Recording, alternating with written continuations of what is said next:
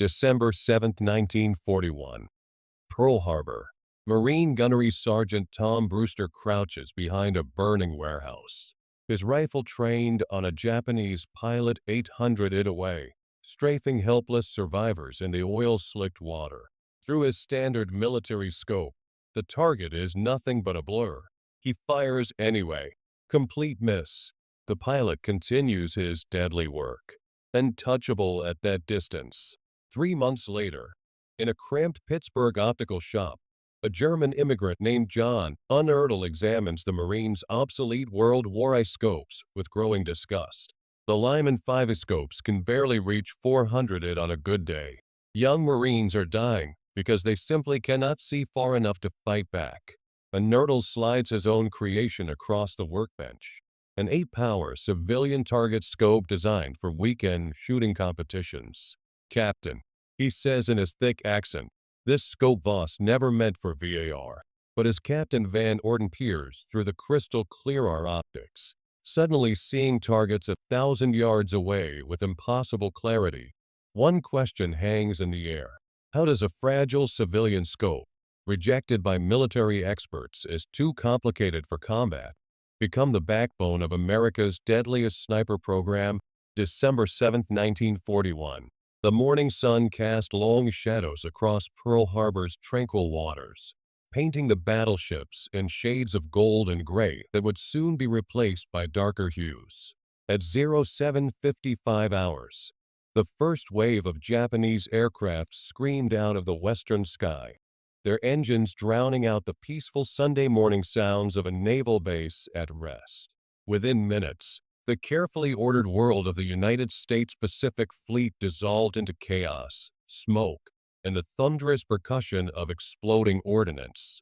Marine Gunnery Sergeant Tom Brewster had been walking toward the mess hall when the first bombs fell on Fort Island. A 20-year veteran with calloused hands and the steady nerves that came from countless hours on the rifle range, Brewster possessed the kind of instinctive tactical awareness that separated career Marines from weekend warriors. As explosions bloomed across the harbor and machine gun fire rad the wooden barracks, he didn't run for cover like the younger Marines around him. Instead, he sprinted toward the armory. The Springfield rifle felt familiar in his hands as he chambered around and adjusted the leather sling with practiced efficiency. The Lyman scope mounted above the bolt was standard issue, a 5-power optic with a 3/4 in objective lens that the Corps had been using since the previous war. Brewster had qualified expert marksmen with this exact setup dozens of times on the known distance ranges at Quantico, regularly placing shots within the 10 ring at 600 yards under controlled conditions. But Pearl Harbor that morning offered no controlled conditions. Through the drifting smoke and the orange glow of burning fuel oil, Brewster spotted his target. A Japanese pilot in a Nakajima B-5 K torpedo bomber was making a low strafing run across the harbor, his machine guns chattering as he targeted sailors struggling in the oil-slicked water. The wounded and dying dotted the surface like broken dolls, their white uniforms stark against the black petroleum that coated everything it touched. The pilot banked his aircraft in a lazy turn, lining up for another pass at the helpless survivors. Brewster dropped to a prone position behind a concrete barrier, his elbows finding solid purchase on the rough surface. The distance to target registered automatically in his mind. 800 id, maybe 850. Under normal circumstances, with known distance targets and match-grade ammunition, such a shot would be challenging but achievable for a Marine of his caliber. But these were not normal circumstances. The Lyman scope's 5-power magnification reduced the aircraft to little more than a dark silhouette against the smoke-filled sky. At 800 id, the pilot himself was invisible, just a theoretical presence inside a machine that moved with deadly purpose through Brewster's limited field of view. The scope's reticle, designed for stationary targets on well-maintained ranges, seemed woefully inadequate for tracking a moving aircraft whose speed and direction changed with each passing second. Brewster's breathing slowed as his training took over. Lead the target. Account for distance. compensate for the crosswind that carried the accurate smell of burning ships across the harbor. His finger found the trigger's familiar resistance, that precise point where another ounce of pressure would send the 150-grain bullet downrange at 2,800 feet per second. The rifle bucked against his shoulder with a sharp crack that was immediately swallowed by the larger symphony of destruction echoing across the harbor. Through the scope, Brewster watched his bullet pass harmlessly behind the aircraft, a clean miss that disappeared into the chaos without effect. The pilot continued his deadly work, his machine gun stitching lines of death across the water where American sailors fought for their lives against an enemy they could neither reach nor effectively engage. Brewster chambered another round, his movements automatic despite the bitter taste of failure. The aircraft was banking away now, climbing toward the comparative safety of altitude where American small arms could not follow.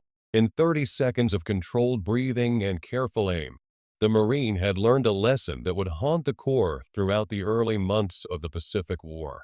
Their equipment was not equal to the distances at which modern combat was being fought. 3 months later, the war had transformed from a surprise attack into a grinding campaign of island-hopping warfare, where individual marksmanship could mean the difference between mission success and catastrophic failure. At Marine Corps headquarters in Washington, casualty reports arrived daily from places with names like Wake Island, Bataan, and Guadalcanal. Young Marines trained in the known distance shooting techniques of P-seam ranges were discovering that Japanese snipers consistently outranged them, picking off American forces from positions that existing equipment simply could not engage effectively. Captain George O. Van Orden of the Marine Corps Equipment Board understood these limitations with the clarity that came from personal experience. A competitive marksman who had won multiple championships at Camp Perry, Van Orden combined the analytical precision of an engineer with the practical wisdom of a combat officer who had personally tested every piece of equipment he recommended. His office walls displayed the certificates and trophies of a shooting career that spanned 2 decades.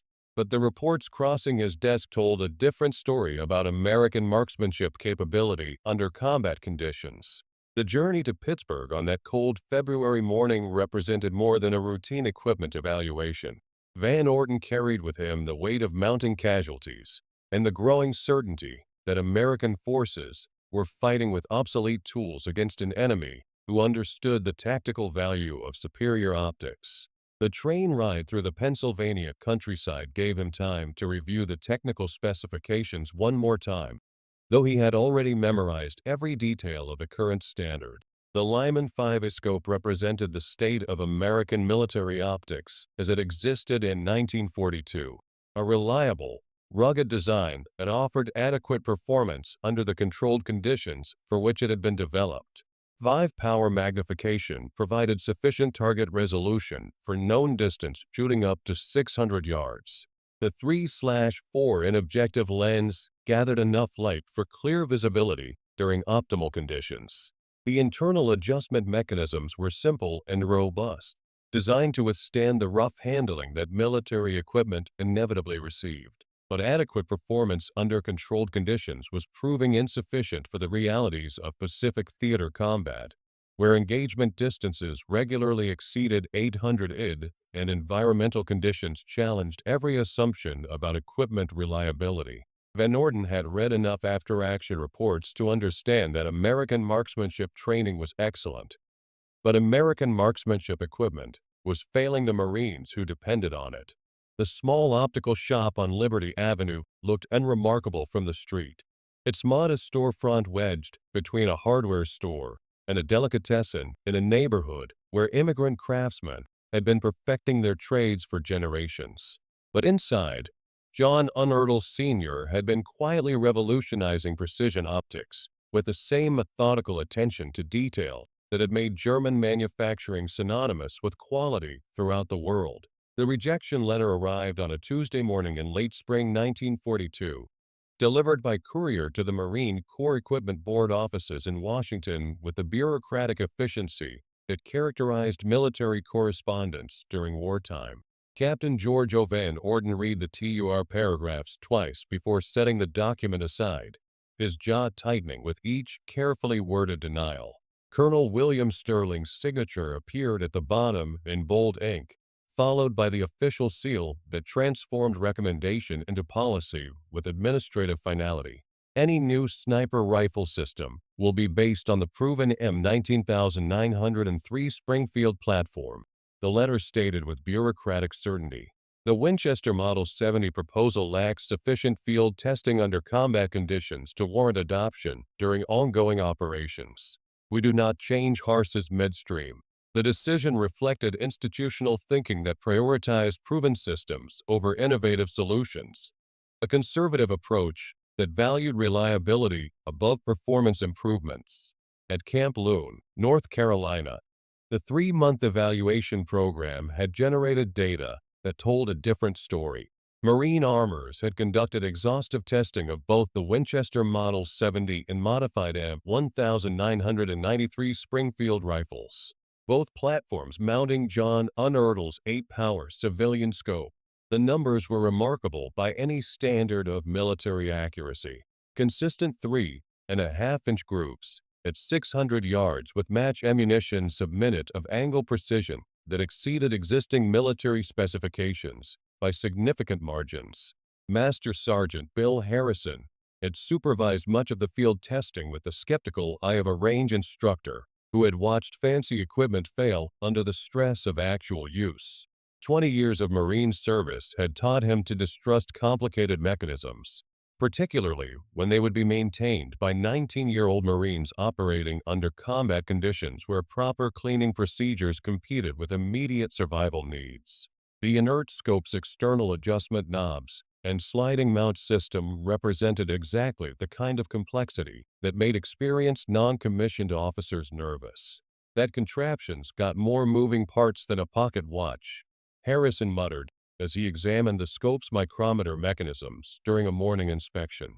The Marine next to him, Corporal James Mitchell from rural Kentucky, nodded in agreement while carefully cleaning the scope's objective lens with a piece of soft cloth. Mitchell's hunting background had made him a natural candidate for sniper training, but his practical experience with simple, reliable equipment made him equally wary of the scope's delicate appearance. The weather during the testing period had been typical for coastal North Carolina, humid, unpredictable, and hard on precision equipment.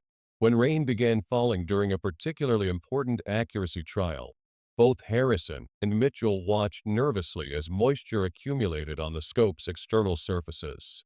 Within hours, the delicate adjustment mechanisms were binding up, requiring careful cleaning and lubrication before normal function could be restored.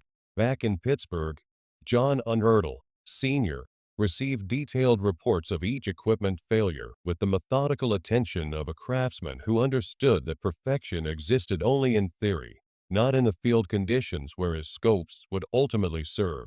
Working 16-hour days in his small shop, he handcrafted modifications to address each documented problem, grinding lenses by hand and machining components with tolerances measured in thousandth of an inch.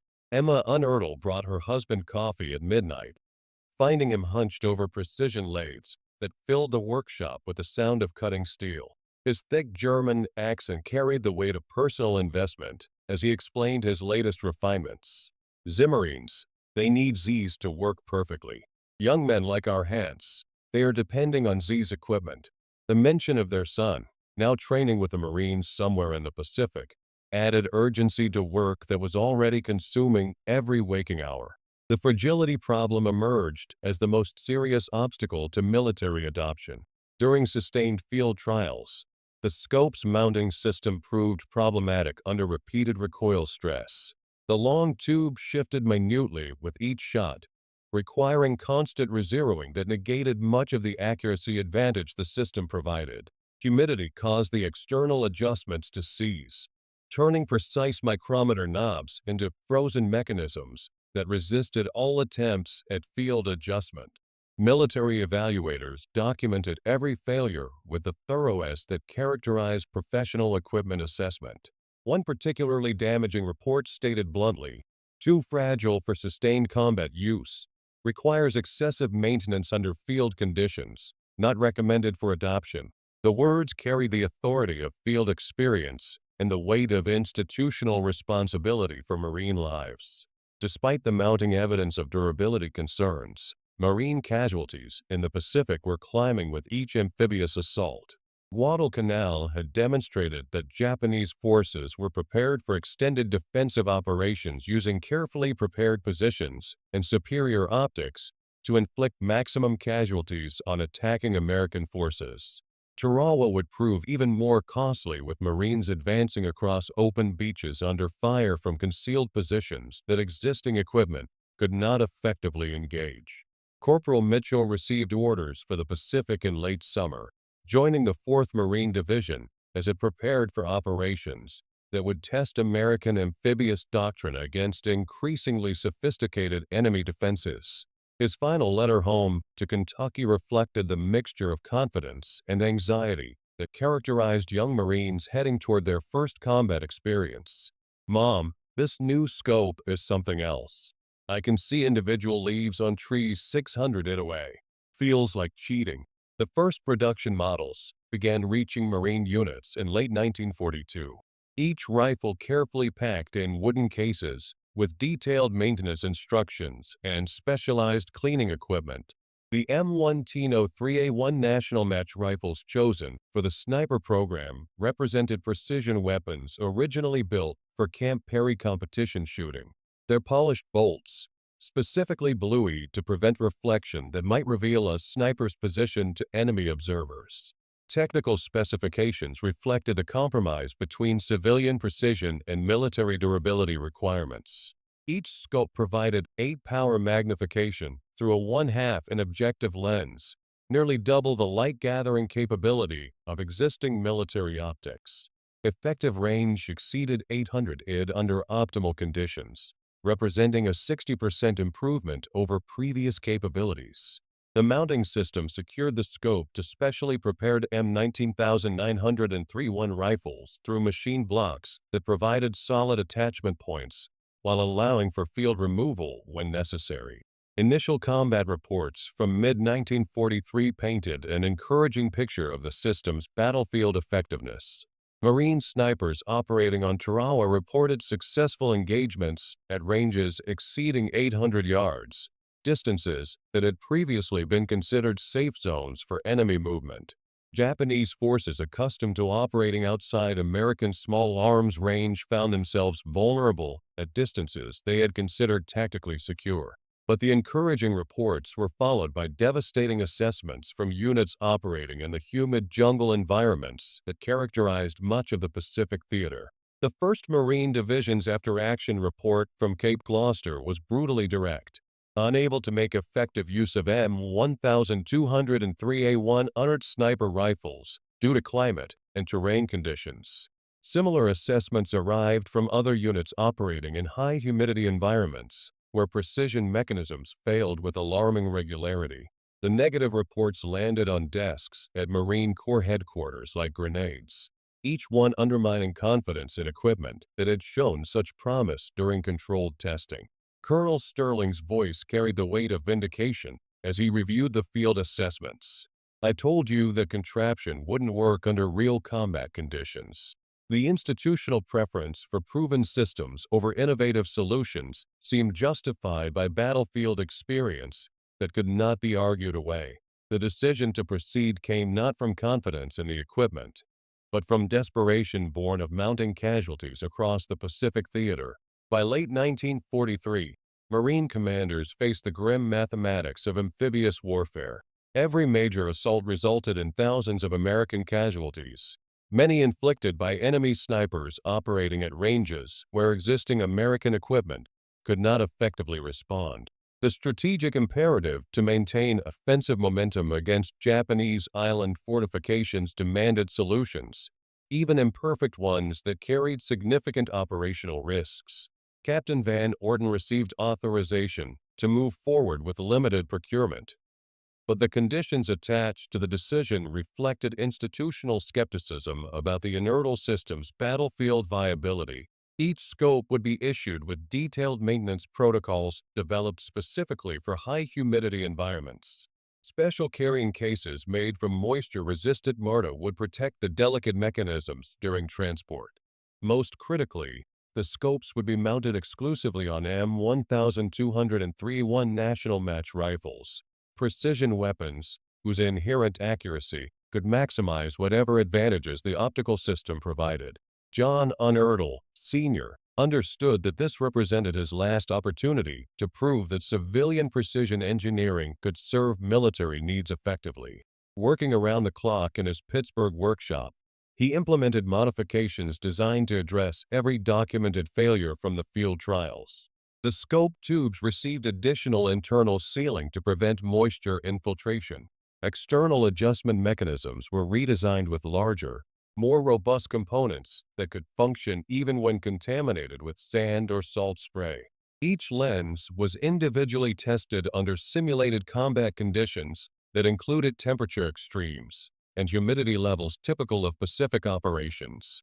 The production target of 2,800 scopes represented a massive undertaking for a small optical company that had previously focused on civilian target shooting equipment. Emma Unertl managed the business expansion with quiet efficiency, hiring additional craftsmen and organizing production schedules that balanced her husband's perfectionist tendencies with military delivery requirements. Each scope required dozens of precision-machined components and hours of hand assembly by skilled technicians who understood that their work would ultimately be tested under conditions where failure meant American casualties. The M100A and D20.301 rifles selected for the sniper program underwent extensive modification to ensure compatibility with the Unertl mounting system. Marine armorers at the Philadelphia Navy Yard developed specialized procedures for installing the mounting blocks, machining each rifle's receiver to precise tolerances that would maintain zero under repeated use. The polished bolts characteristic of National Match rifles were carefully blued to eliminate reflective surfaces that might betray a sniper's position to enemy observers. Trigger mechanisms were adjusted to provide crisp, consistent releases that complemented the optical system's precision capabilities. Corporal James Mitchell received his assigned rifle in early 1944 while training with the 4th Marine Division at Camp Pendleton, California. Serial number 1464 bore the markings of the Springfield Armory and the careful finishing that distinguished National Match weapons from standard infantry rifles. The Unertl scope mounted above the action represented the culmination of months of development work. Its 8-power magnification and crystal-clear optics providing target resolution that exceeded anything Mitchell had previously experienced. The training regimen developed for the Unertl system emphasized maintenance procedures as much as marksmanship technique. Marines learned to disassemble and clean the scope's external mechanisms using specialized tools designed specifically for field conditions. Moisture protection became a critical skill with detailed instruction in the proper use of protective covers and desiccant materials that could prevent the humidity-related failures that had plagued earlier trials. Each sniper was required to demonstrate proficiency in scope maintenance before being certified for combat operations. Field testing at Camp Pendleton produced results that validated the system's potential while highlighting the learning curve required for effective employment. Under California's dry conditions, the modified scopes performed flawlessly, delivering submin of angle accuracy at ranges that extended well beyond 800 id. Marines who had struggled with the limitations of existing equipment suddenly found themselves capable of precise shots at distances they had never previously attempted. Mitchell's proficiency with the system developed rapidly, his Kentucky hunting background providing an intuitive understanding of precision shooting that translated naturally to military applications. His training scores consistently exceeded qualification standards, with shot groups at 600-yard measuring less than 4 and using standard M2-ball ammunition. More importantly, his confidence in the equipment grew with each training session, creating the psychological foundation necessary for effective combat performance. The first combat deployment of the M11903-1, an Earth system, came with the 4th Marine Division's assault on the Marshall Islands in early 1944. Quadrilline and Majuro provided ideal testing conditions for the precision scopes, relatively dry climate, clear visibility, and defensive positions that favored long-range engagements over the close-quarters jungle fighting that had characterized earlier Pacific operations. Initial reports were encouraging, with Marine snipers achieving confirmed kills at ranges exceeding 900 yards. Mitchell's first combat experience with the Unertl scope came during the reduction of Japanese positions on Quadriline's northern beaches. From a concealed position behind coral formations, he engaged enemy machine gun crews that were directing fire against advancing Marine infantry.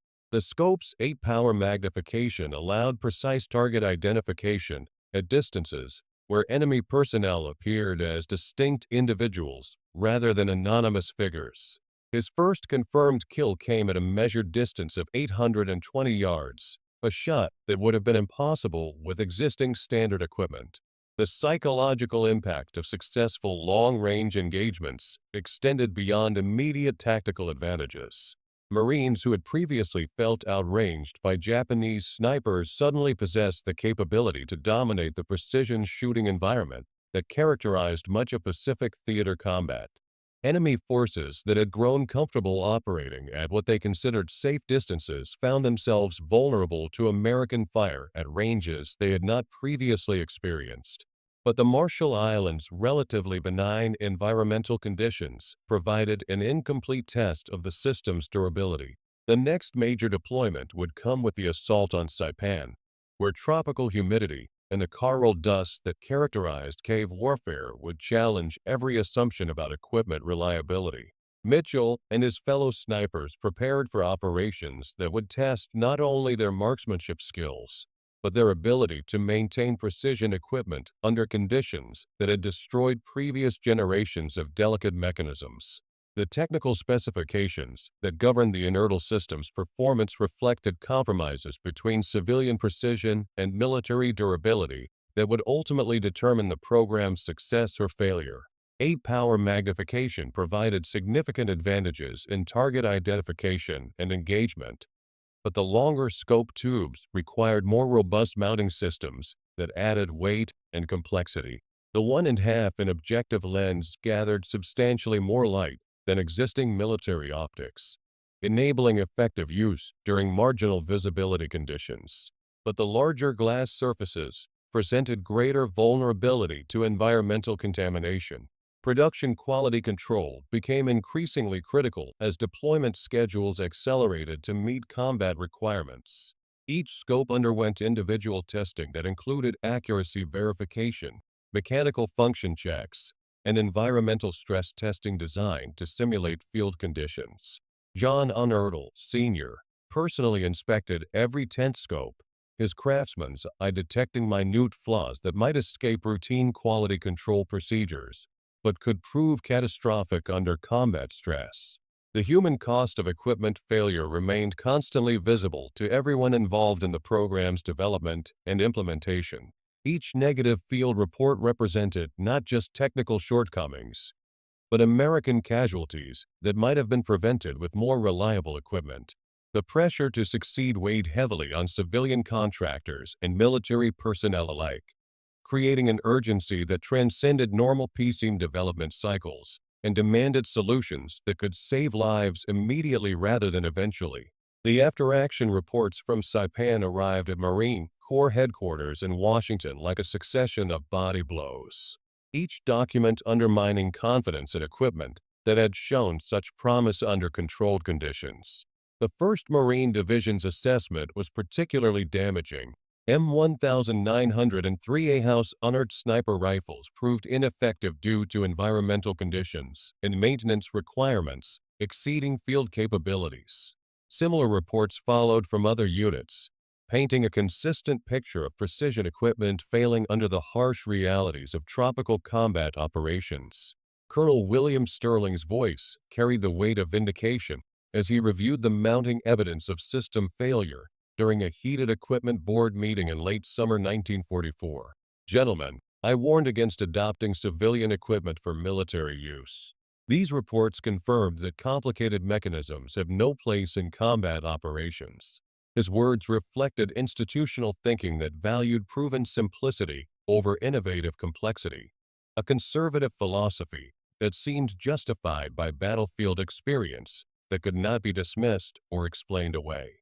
The technical failures documented in the field reports followed predictable patterns that validated every concern raised by skeptical military evaluators. Humidity infiltration caused optical elements to fog, rendering the scopes useless during critical engagements. Coral dust from cave warfare operations eroded the external adjustment mechanisms until they seized completely. Most damaging of all, the mounting systems loosened under sustained recoil, requiring constant rezeroing that negated the accuracy advantages the system was designed to provide. Corporal James Mitchell's personal experience embodied the human cost of equipment failure under combat conditions. During the savage fighting for Sapien's Central Highlands, his Unertl scope failed at precisely the moment when precision shooting capability was most critically needed. A Japanese sniper positioned in a cave complex had been systematically targeting Marine squad leaders, inflicting casualties that disrupted unit cohesion and slowed the advance through terrain that favored defensive operations. Mitchell had identified the enemy position through patient observation, noting the muzzle flashes that revealed the sniper's location approximately 400 yards across a valley filled with the smoke and dust of ongoing artillery bombardment. The engagement distance fell well within the capabilities of his M192-3A1 rifle using iron sights, but the concealed nature of the target required optical magnification for precise shot placement through the narrow opening that provided the enemy sniper's only vulnerability. As Mitchell settled into his firing, positioned behind a cluster of volcanic rocks, the inert scope's objective lens fogged over completely, the humid tropical air condensing on the glass surface faster than it could evaporate in the oppressive heat. Attempts to clear the lens using approved cleaning procedures proved futile, as moisture continued to accumulate despite his careful attention to maintenance protocols. The external adjustment knobs coated with fine coral dust that had infiltrated every piece of equipment during weeks of cave warfare refused to move despite application of the lubricants specified in technical manuals. Forced to engage using iron sights at a distance where precise shot placement was critical, Mitchell fired 3 carefully aimed rounds at the cave opening where muzzle flashes had revealed the enemy position. The Japanese sniper responded immediately, his bullets striking Mitchell's protective cover and showering him with rock fragments before a second round found flesh, tearing through his left shoulder with a distinctive crack that indicated high-velocity impact. Mitchell's bitter radio transmission to his company commander reflected the frustration felt by Marines throughout the Pacific Theater who had been promised revolutionary equipment, but received instead delicate mechanisms that failed under combat stress. "This thing's more fragile than my grandmother's china. Request permission to use standard rifle for remainder of operation." The words carried personal disappointment and tactical anger that transcended individual experience, representing the collective disillusionment of Marines who had trained extensively with equipment that proved unreliable when their lives depended on it. Back in Pittsburgh, John Unertl Sr. received the devastating field reports with the methodical attention of a craftsman who understood that each documented failure represented not just technical shortcomings, but American casualties that might have been prevented with more robust design. Rather than accepting defeat, he studied every failure systematically, treating each negative report as data that could inform improved solutions. Working 18-hour days in his workshop, he developed new sealing techniques designed to prevent moisture infiltration under extreme humidity conditions. The environmental challenges faced by precision optics in the Pacific Theater exceeded anything encountered in civilian target shooting applications. Humidity levels regularly exceeded 90%, creating conditions where metal surfaces corroded rapidly and optical elements fogged despite protective coatings. Coral dust possessed abrasive properties that wore away surface finishes and contaminated lubricated mechanisms faster than field maintenance could address. Salt spray from amphibious operations created additional corrosion problems that attacked both steel and brass components with relentless persistence. Marine armorers in the Pacific began developing unauthorized modifications based on field experience that technical manuals could not anticipate. At the Philadelphia Navy Yard, skilled technicians worked with combat veterans to identify practical solutions for environmental protection that went beyond official specifications. The gap between equipment design and operational reality created opportunities for innovation that bureaucratic procurement systems could not address through normal channels. The breakthrough that would eventually vindicate the Unertl system came from an unexpected source. Marine Sergeant Robert Chen, operating with the 3rd Marine Division on Okinawa, developed field techniques for protecting his precision scope during transport and storage that significantly improved reliability under combat conditions. Using salvaged Japanese silk and marine ingenuity, he created moisture roof covers that could be quickly deployed and removed as tactical situations demanded. Chen's improvised protection system enabled him to maintain his unertl scope in functional condition throughout the brutal fighting for Okinawa's southern defensive positions. His kill record reflected the system's potential when properly maintained. 23 confirmed enemy casualties at ranges averaging over 700 id. More importantly, his success demonstrated that the equipment could function reliably when operators understood and adapted to its environmental limitations rather than expecting it to perform like simpler, more robust alternatives. The tactical advantages provided by successful long-range engagements became apparent to Marine commanders who witnessed the system's effectiveness under optimal conditions. Enemy machine gun crews that had dominated defensive positions through superior fields of fire found themselves vulnerable to precision shooting at distances they had considered safe. Japanese snipers who had previously outranged American forces discovered that their concealed positions could be identified and engaged with devastating accuracy when atmospheric conditions favored optical performance. But these isolated successes occurred against a background of systematic failure that undermined confidence in the program's overall viability. For every Chen who achieved remarkable results through exceptional maintenance discipline, dozens of other Marines struggled with equipment that failed at critical moments.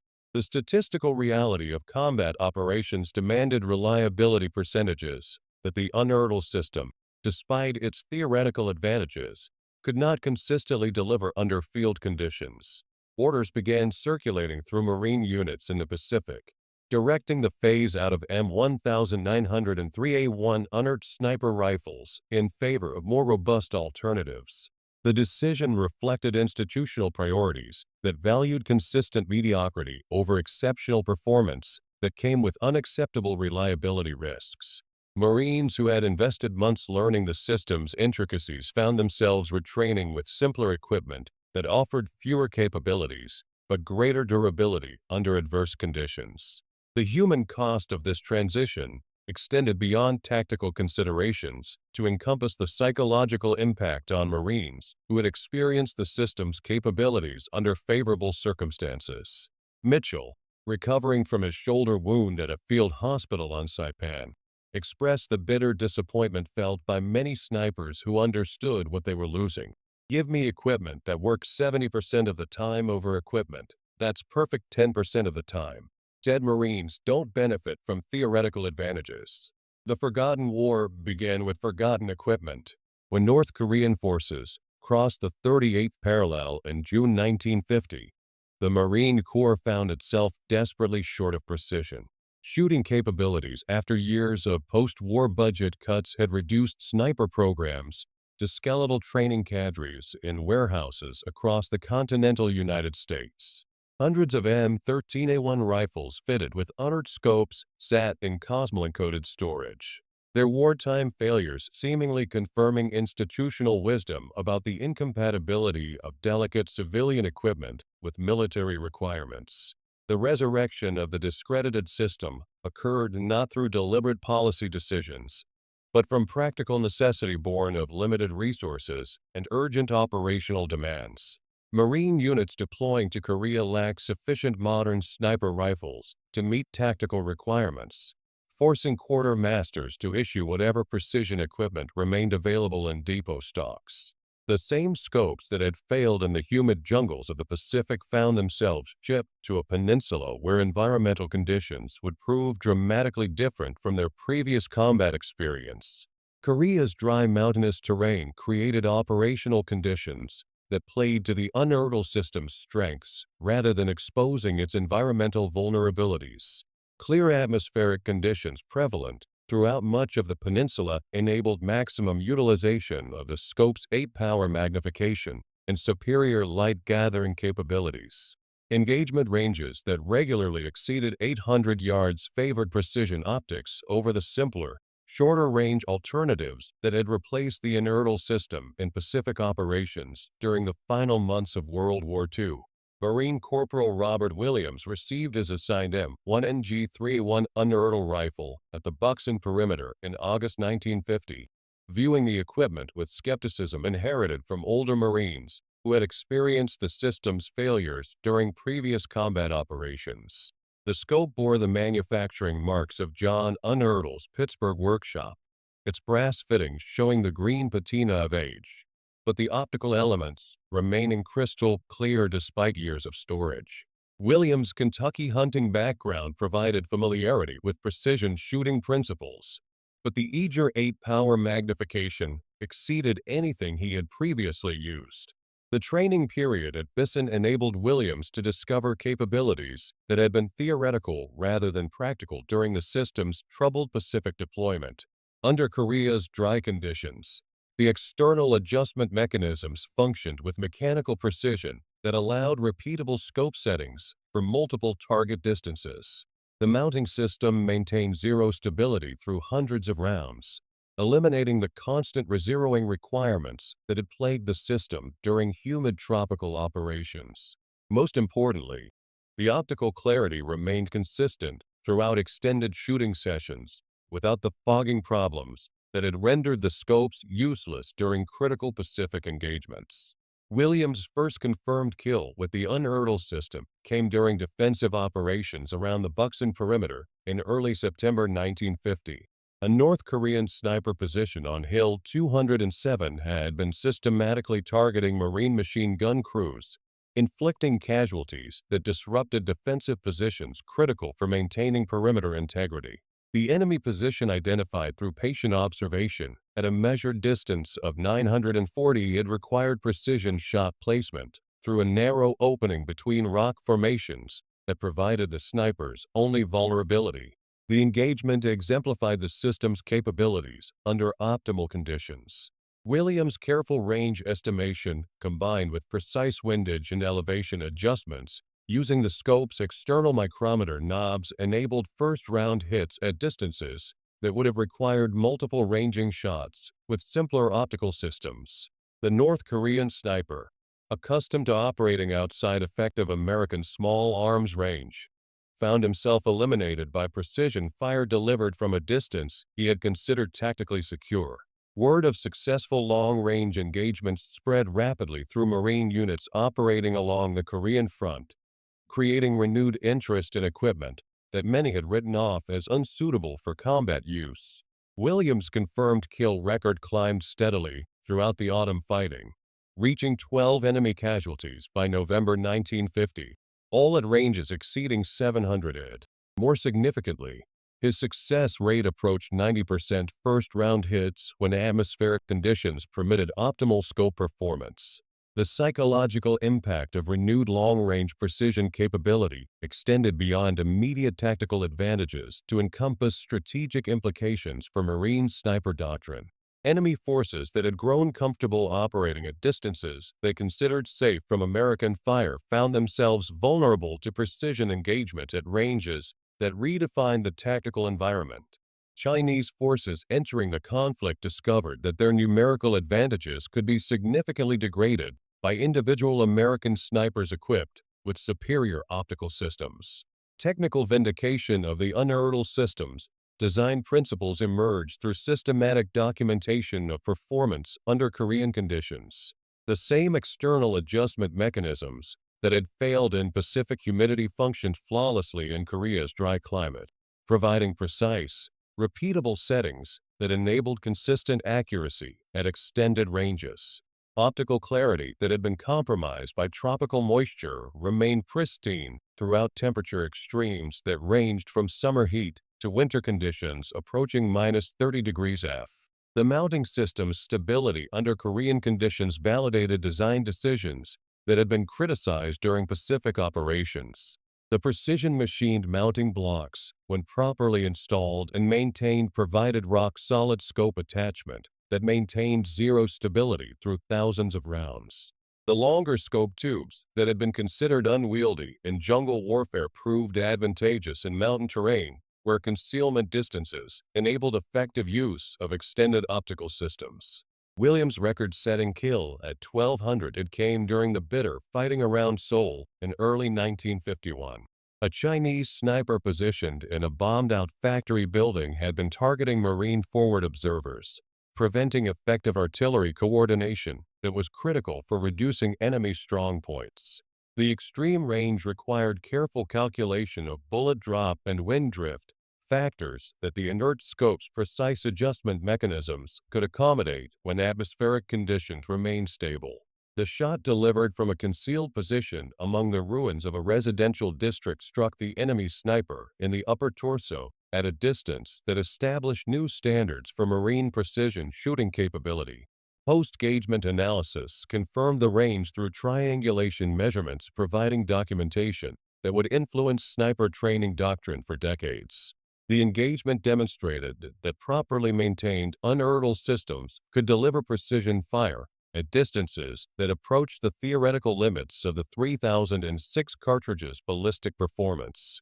Sergeant James Mitchell, now serving as an instructor at the Marine Sniper School at Quantico, received reports of the Korean successes with mixed emotions that reflected his own complicated relationship with the Unertl system. His World War II experience had taught him the bitter lesson of equipment failure at critical moments, but the Korean results suggested that environmental factors, rather than fundamental design flaws, had been responsible for Pacific theater problems. John Unertl Jr., assuming control of his father's business after the elder craftsman's death in 1951, visited Marine Corps installations to gather feedback from snipers who had used the system under combat conditions.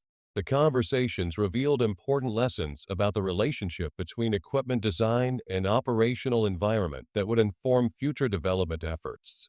Mitchell's assessment was characteristically direct.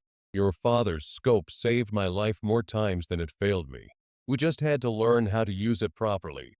The Korean War provided the extended field trial that World War II's rush deployment schedule had not permitted. Under appropriate environmental conditions, with proper maintenance procedures and operator training, the Unertl system delivered precision shooting capability that exceeded existing alternatives by significant margins.